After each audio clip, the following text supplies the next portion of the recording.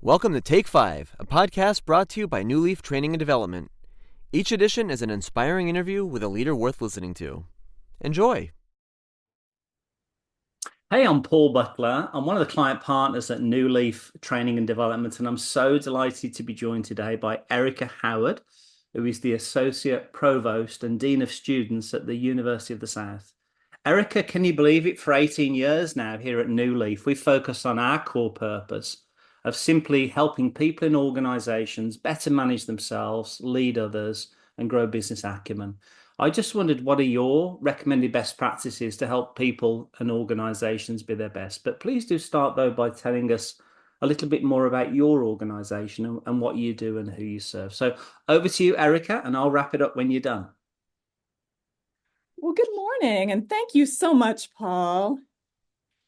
So as Paul just said, I am Erica Howard, and I work at the University of the South, more commonly known as Sewanee.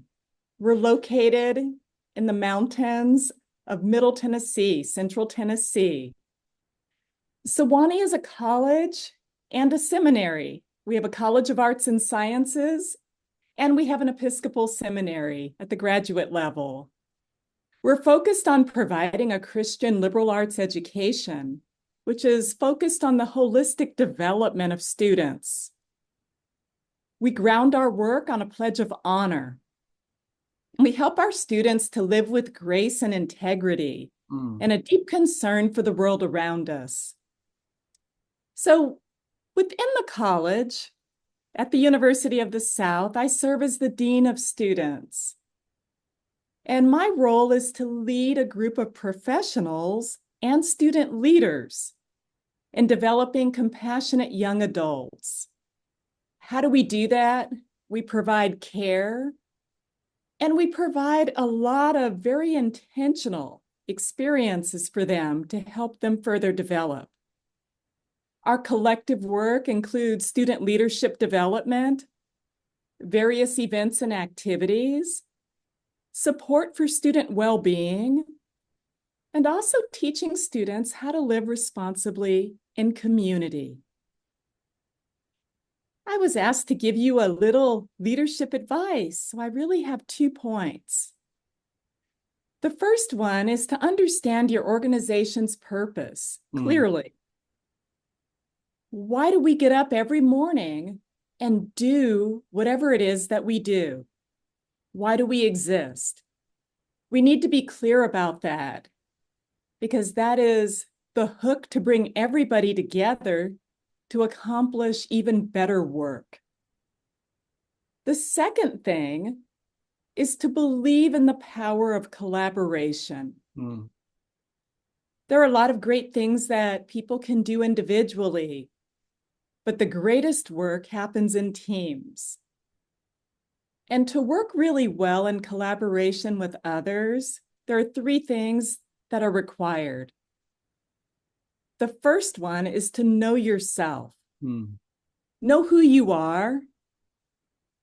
Know how you lead. Know how you work with others. As an example, I'm an introvert.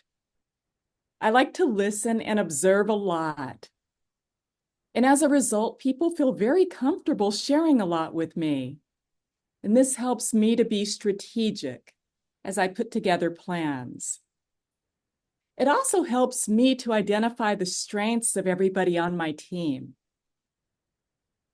That helps me to determine where they would be the best fit and how we can all work together the most efficiently to fulfill our purpose. The second part of collaboration is to know your team really well. Everyone has different gifts and different abilities. So they should have roles that align with those gifts. Value them for who they are and what they bring to the table. Lift up the strengths of your team members when they're in the room, but even more so when they're not in the room. Help others to know how strong they are in certain areas. And as a leader, it's really important to make room for different voices, different perspectives at the table. One thing I like to say is that if everybody is thinking the same thing, somebody is not working. I want to see everybody working. So tension and disagreement are part of that. And we can learn to be comfortable in the tension because it yields better results. The last thing, circling back around to understanding our purpose and our mission, is to not only know our shared goals, but to assess how we're doing. When we understand our collective purpose, we need to know if we're hitting the mark or not. So we need to ask the question always, what is working and what isn't? We need to be open to making changes where necessary and really leaning into those things that are working well and serving others well. That's an iterative process. We should always be asking the question, how are we doing and what needs to change? So that's what I have for you today. Thank you, Mr. Paul Butler, for the invitation, and have a great day, friends. Erica, thanks ever so much for your clarity of explanation. And I could listen to you all day. You have such a calming voice, just beautiful. And yeah, really appreciated that. I love that point around mission and collaboration. It just makes so much sense, so pragmatic. And I really appreciate the work that you're doing there over at the university. If I could just give a message out to the subscribers to keep an eye on the events page for the activities that we have going on throughout the course of the year, most of which are available for free. Erica, could I offer you a virtual high five? Indeed. Erica, it's so good to see you. I'm sad, obviously, you're on the other side of the country now, but it's so great to see you again. Likewise, and thank you for all the wonderful work you continue to do, Paul. Oh, we're so grateful. Thank you, Erica, for taking a few minutes with our audience. My pleasure. Have a wonderful day.